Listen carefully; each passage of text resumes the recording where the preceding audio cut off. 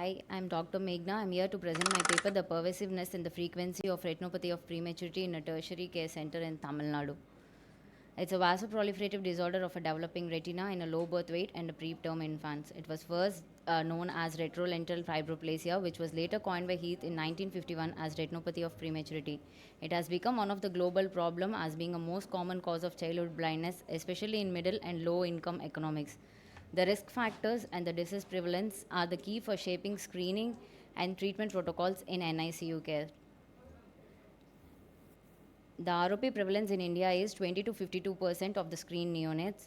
The recent studies showed lower rates of ROP due to increased in frequency of screening at about 20 to 30% of the babies.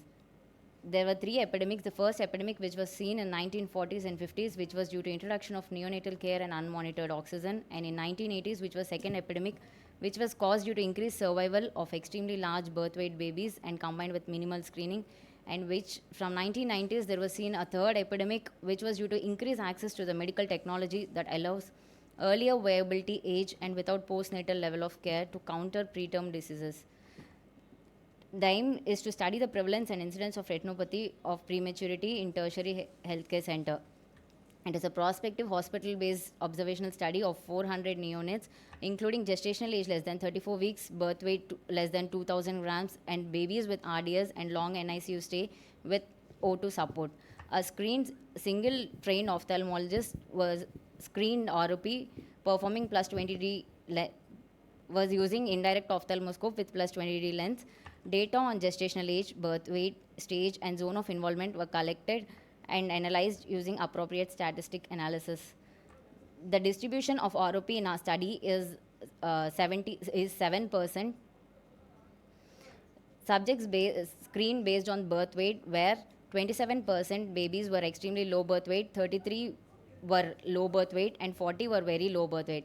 They showed a significant association between extremely low birth weight babies and the stage disease. Comparatively, there is no much association between stage and low birth weight babies. Based on birth weight, based on gestational age, there 23% of extremely preterm babies were considered, and 34% of early preterm and 42% of late preterm babies were considered.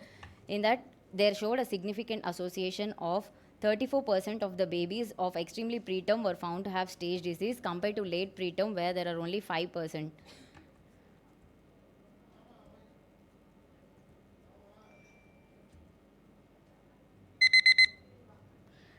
In relation with zone disease and in relation with immature zone ROP and stage disease, the zone 1 is more associated with stage disease compared to zone 3.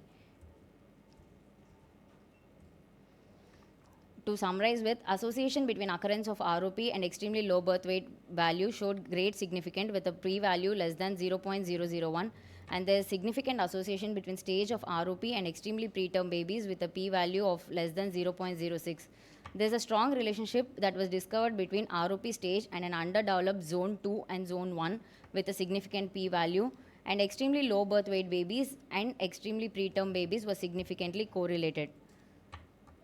To discuss with, majority of the neonates screened for ROP were 32 to 36 weeks and less than 30 weeks were 23%.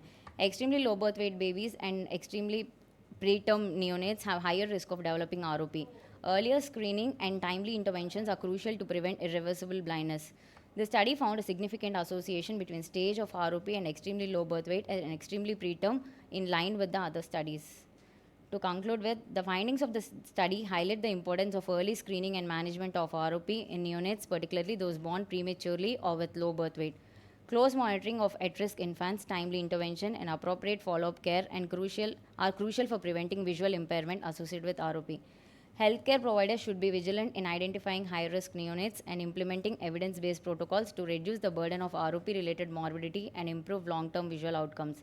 ROP remains a preventable cause of childhood blindness. Low birth weight babies and gestational age are significant risk factors for which frequent screening was required. These are the references considered.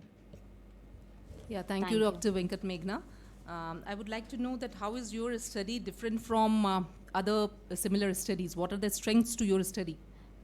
Ma'am, the thing is, we try to screen the babies who are like less than 28 weeks of gestational age. But the thing is, the limitation of the study is we couldn't get multiple samples, and the stage of the ROP was also not found. Like we screened some 5 babies who are less than 28 weeks, but we couldn't get the stage disease in less than 28. Even if the babies were less than 28 weeks, they were having immature zone 1 with no stage, no plus, and all. It's one of our limitations. The strength of your study, actually, not limitation, that how is your study different from the other similar studies? Okay, it's just an addition to the literature, maybe. Literature.